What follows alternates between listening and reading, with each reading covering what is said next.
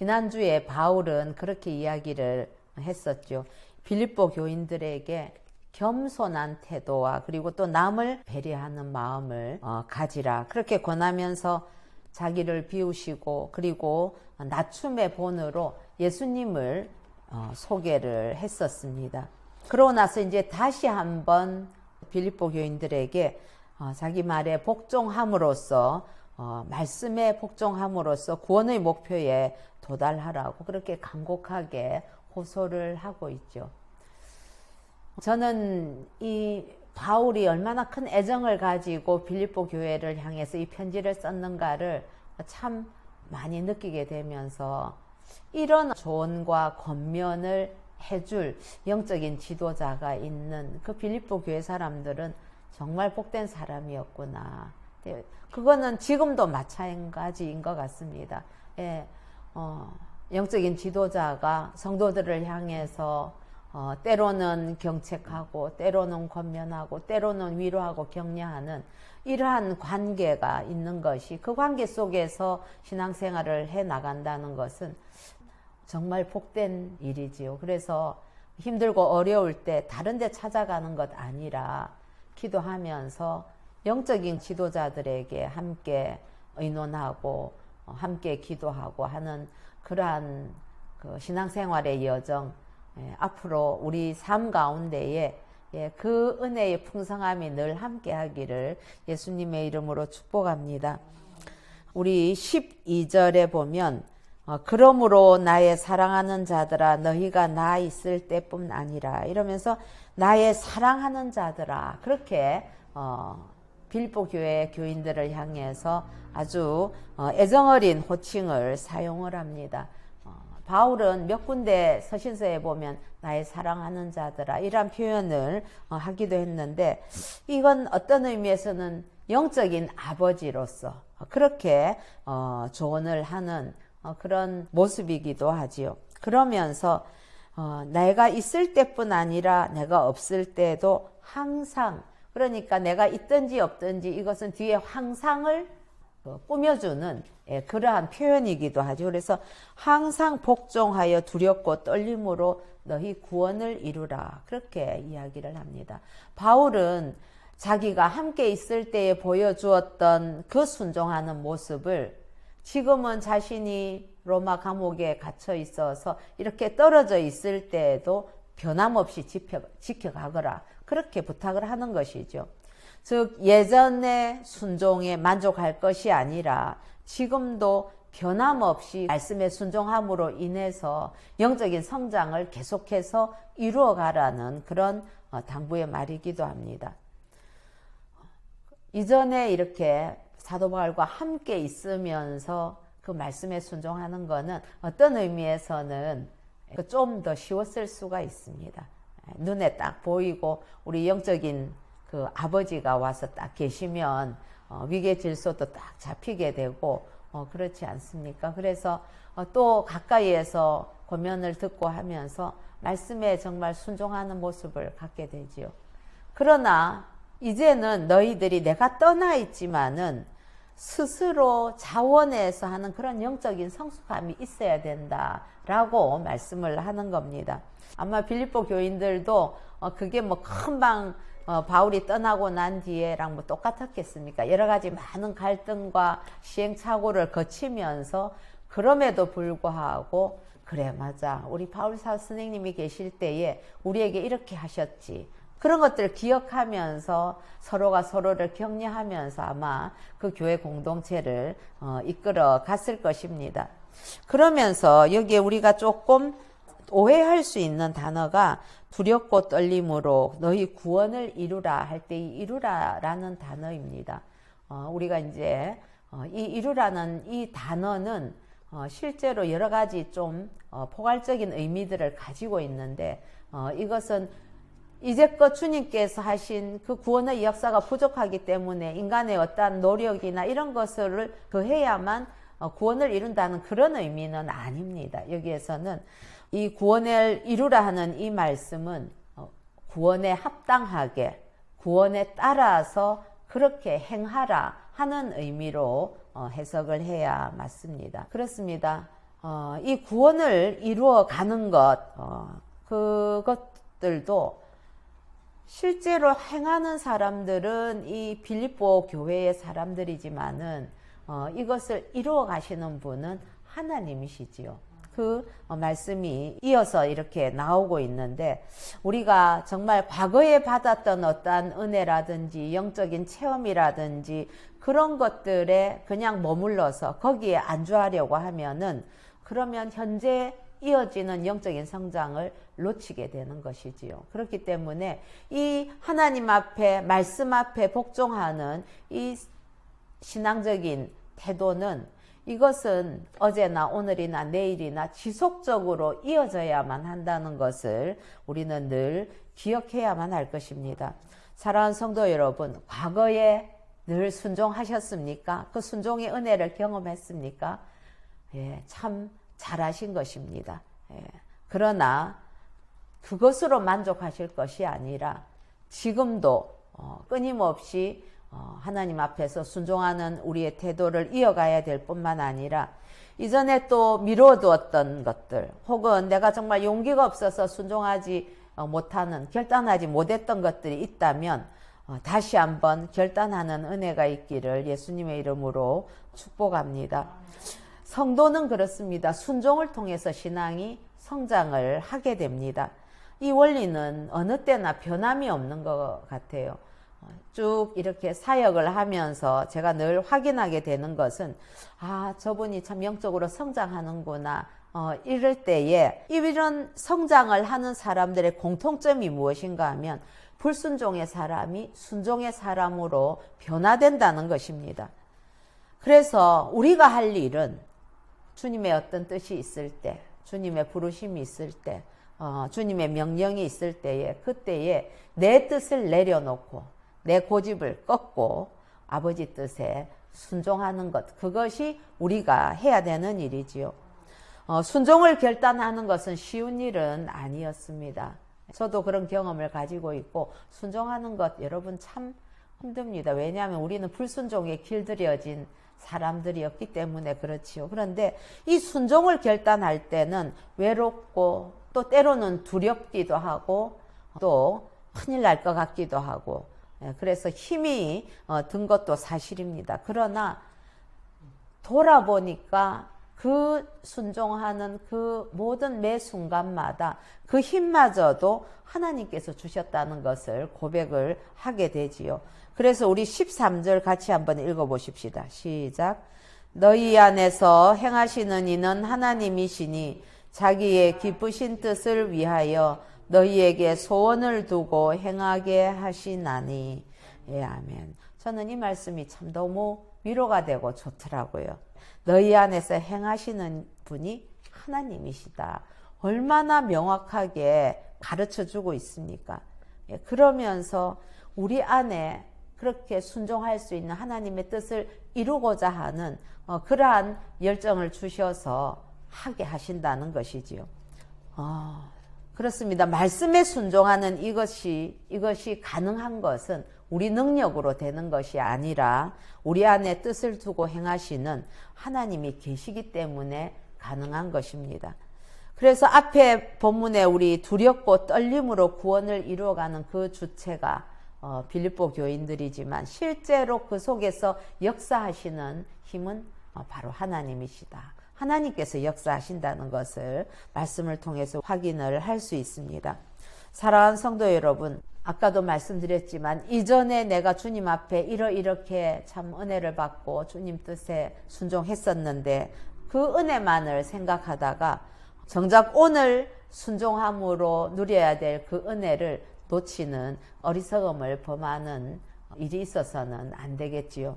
저는 here and now 이 말을 참 의미 깊게 생각하고 좋아하는데, 이게 기독교 신앙에 있어서 현장성이라는 것은 굉장히 중요합니다. 그래서 이전에 지나간 것, 물론 중요하지만 언제나 지금 여기서 내가 하나님 앞에 서서 하나님의 뜻에, 하나님의 인도하심에, 하나님의 그 말씀에 순종하는 것, 그것이 하나님께서 기뻐하시는 성도의 모습이 될 것입니다. 여러분, 오늘도 변함없이 순종하게 해달라고 우리 주님 앞에 간구하는 은혜가 있기를 바랍니다. 저는 개인적으로는 제가 참 이 순종에 대해서 간증이라고나 할까요? 그런 게 있다면 제가 신학교 갈 때의 그 결정이었습니다. 주변에서 우리 목사님께서 신학교를 권유하셨을 때에 제가 그걸 참 순종하는 것이 너무너무 힘들었습니다. 왜냐하면 애들 데리고 공부시킨다고 서울 와가지고 강남 8학군 그 동네에 와서 아이들 레슨도 시키고 어떻게 하려면 나는 열심히 나가서 돈 벌어서 애들 뒷바라지를 해야 맞는 건데 그때에 여러 가지로 어렵게 됐었고 그래서 제가 해야 될 일이 많았는데 그걸 다 내려놓고 신학교를 간다는 것은 저는 한쪽에서는 그런 열망이 있어서 또 소원도 있었지만은 사람들이 내가 이렇게 하면 정말 하나님의 영광을 가리는 건 아닐까. 그것 때문에 사실은 참 마음이 어려웠었습니다. 그때 며칠간 이제 금식하고 결단을 할 때에 그랬습니다. 그래, 나를 그 길로 가도록 인도하시고 하는 그 모든 것은 하나님께서 하시겠지. 지금 하나님께서 내게 원하시는 것은 단지 순종하는 그 모습을 보여드리는 거구나. 그 뒤에 건 난 복잡해서 내가 다 계산할 수도 없고 난 자신도 없고 여건도 안 되고 그렇지만 일단 하나님께서 원하시는 것은 순종하는 그 모습을 원하신다 생각을 하고 그래서 신학교에 시험을 봤지요. 전 떨어질 줄 알고 시험 봤는데 붙여주시대요. 그런데 지금도 생각하면 그때의 한 그 순종이 참 하나님께서 기뻐하셨고 그리고 제가 정말 잘한 결단이었다라고 생각을 하게 됩니다. 그래서 어느 때든 지금도 여전히 그 주님 뜻 앞에서는 늘 복종하고자 하는 마음을 잃지 않기를 간절히 소원하고 있습니다. 사랑하는 성도 여러분, 여러분들의 삶 속에서도 아마 그런 거 있을 겁니다. 개인적으로 누구나 내가 요것만큼은 좀 순종하기가 힘들다. 하나님 요건 좀 모른 채 해주세요 라든지 어떤 그런 나름의 개인마다 다 어떤 영역들이 있을 것입니다. 그럼에도 불구하고 주님은 깨닫게 하시지요. 우리의 마음속에 그건 네가 참 순종하면 내가 기뻐하겠다 하는 그러한 감동이 있을 때에 이것저것 따지지 말고 온전히 주님 앞에 순종해 보시면 그러면 하나님께서 참 우리가 생각하지 못했던 그런 새로운 은혜들을 예비하시고 부어주실 줄로 믿습니다. 우리 14절에서 16절까지 말씀 또 한번 보겠습니다. 순종을 이렇게 지속적으로 하여야 되는데 이후에 보면 하나님의 흠없는 자녀로서 어떻게 살아야 될 것인가 하는 것을 우리에게 말씀을 하고 있습니다. 14절과 15절 함께 읽겠습니다. 시작. 모든 일을 원망과 시비가 없이 하라. 이는 너희가 흠이 없고 순전하여 어그러지고 거스르는 세대 가운데에서 하나님의 흠 없는 자녀로 세상에서 그들 가운데 빛들로 나타내며 우선 몇 가지 단어들을 한번 살펴보려고 합니다. 여기 보면 흠 없고 우리 15절에 보면 그건 비난거리가 없는 그런 상태를 이야기를 합니다. 그리고 순전한 이것은 구약에서 희생제물과 관련해서 사용된 그런 단어라고 합니다. 그래서 마지막 때의 성도들의 바람직한 모습이 바로 이 흠이 없는 이걸로 표현이 되고 있습니다. 이 단어는 에베소서 1장 4절 또 골로새서 1장 22절 유다서 24절 같은 곳에 나오고 있는 단어들이지요. 즉 바울이 목표하고자 하는 것은 어그러지고 거스르는 그 세대에서 성도들을 하나님이 기쁘게 받으시는 제물이 되기에 흠없는 존재로 만들고 싶다 하는 것이 바울의 목표이기도 하지요. 여기 또 어그러지고 거스르다 이런 것들도 다 패역하다는 그런 단어와 동일한 뜻을 가지고 있습니다. 자, 바울은 그러면서 만사의 원망과 시비가 없이 하라고 그렇게 당부를 합니다. 즉 악하거나 불만스러운 마음으로 생각을 하다 보면 어떻게 됩니까? 의심도 생기게 되고 그러다가 시비거리로 발전하게 되고 결국 다툼을 일으키게 되지요. 아마도 이 빌립보 교회에도 뒤에 나오게 되는 여자 지도자들의 그 모습들 가운데에 원망과 시비가 있었기 때문에 바울은 그런 것들을 더 강조를 하고 있는지도 모르겠습니다. 우리가 성도로 살아가면서 이웃을 섬기고 교회를 섬기고 또 지체들을 섬기고 하는 그런 섬김의 수고를, 그런 헌신을 하게 되는데 우리가 주님 앞에 드리는 그러한 헌신이 온전한 것이 되기 위해서는 기쁨과 감사가 함께 있어야만 되는 거지요. 예.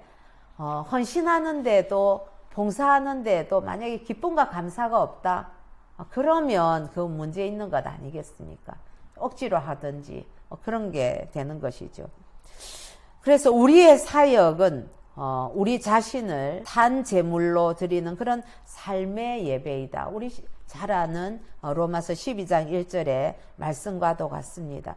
그래서 하나님께 영광을 돌리고자 하는 그러한 어떤 순수한 동기와 더불어서 하나님 앞에서 우리가 섬김의 삶을 사는 것 자체를 정말 주님을 높여드리는 찬양의 제사로 그렇게 생각하는 자세가 바른 자세이고, 그게 헌신에 있어서 참 꽃과도 같은 것이지요. 그런데 또 어떤 사람들은 우리 주변에 그런 사람 가끔 만날 수 있습니다. 열정적으로 많은 일은 하지만은 그 말을 잘 못해가지고 모든 자신이 하나님 앞에서 했던 그러한 수고들이 수포로 다 돌아가게 되는 그런 모습들도 우리가 간간히 보게 됩니다. 여러분, 혹시라도 유별나게 뭔가 생색내기를 좋아하고 또 지나치게 인정을 받으려 한다든지, 아니면 다른 사람을 원망하고 또 일하는 과정과 그리고 그 관계들 가운데에서 불평을 일삼는 그런 습관이 되어 있다면, 그런 사람들에게 있어서 봉사는, 그거는 감사와 기쁨이 아닐 것입니다. 그건 억지로 해야 되는 그러한 노역과도 같은 그런 것이 되고 말지요. 원망과 시비가 일어나는 것들의 뿌리가 뭘까, 이런 걸 생각해 보면 결국 그런 것들이 욕심에서부터 비롯되는구나, 이런 걸 많이 깨닫게 되더라고요. 그래서 우리가 함께 일을 해 나갈 때에 때로는 내가 갖고 싶어도 갖지 못하게 되는 허락되지 않는 것이 있다는 것을 인정해야만 될 것 같습니다. 예.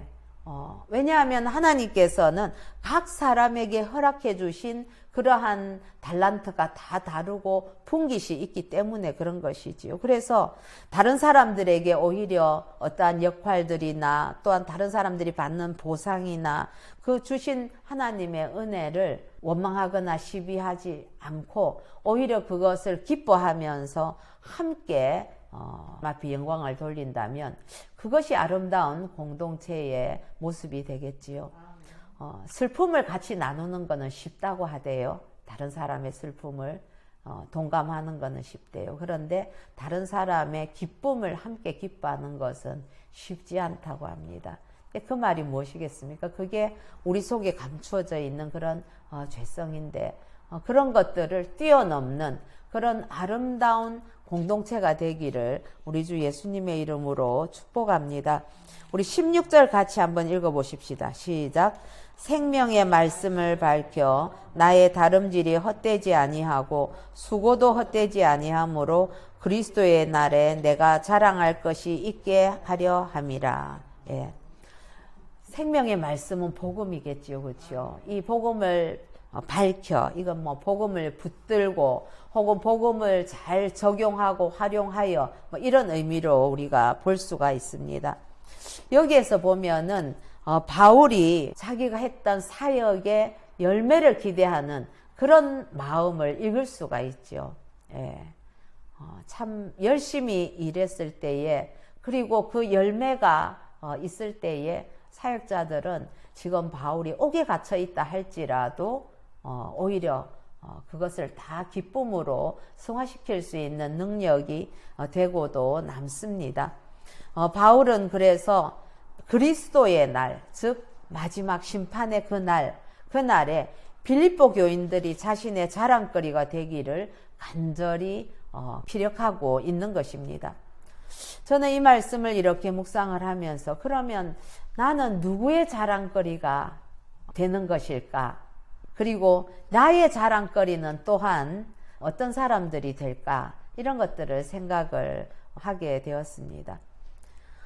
바울은 이 빌립보 사람들에게 어그러지고 거스르는 그 세대 속에서 세상의 빛으로 살아가라 이렇게 말을 하면서 흠이 없고 순전한 하나님의 자녀로서 생명의 말씀, 즉 복음을 붙들라고 권면을 하지요. 그런데 신앙이라는 것은 그렇습니다. 한 사람의 신앙에서부터 시작했지만 그게 개인적인 차원에서 끝나는 것은 아닙니다. 이게 공동체 차원으로 퍼져가게 되는 것이지요. 그래서 정말 주님을 만난 자들, 그리스도를 주로 믿는 자들은 자기 자신에게만 향하던 내 문제만 보이던 그 시선이 이제 차츰차츰 다른 사람들이 보이게 되는 그런 확장성을 갖게 됩니다. 뿐만 아니라 사회가, 나라와 민족이 어떠한 길로 가고 있는가, 그 사회의 어두운 모습, 타락한 것들을 바라보면서 안타까운 마음으로 진리를 전하고 복음을 전하면서 어떻게 우리가 내가 속한 이 공동체를 변혁시켜 볼까, 그것에 관심이 있는 것이 진정한 그리스도인의 모습이 될 것입니다. 그래서 바울은 그런 것들을 당부를 하면서 세상의 빛으로 살아가라, 하나님의 흠없는 자녀로 그렇게 빛된 삶을 살으라고 이야기를 하는 것이지요. 세상이 참 이렇게 어두울 때에 세상을 두려워하거나 믿음으로 행하는 것을 눈치 보면서 주저하는 것이 아니라 우리가 각자가 서 있는 그곳에서 주어진 그 현실 가운데에서 진리를 비추는 그런 빛으로 살아가기를 간절히 소원합니다. 이제 우리 마지막에 보면 17절과 18절 같이 한번 읽어보십시다. 시작. 만일 너희 믿음의 재물과 섬김 위에 내가 나를 전제로 드릴지라도 나는 기뻐하고 너희 무리와 함께 기뻐하리니 이와 같이 너희도 기뻐하고 나와 함께 기뻐하라. 예. 기쁨이란 단어가 참 많이 나오네요. 예.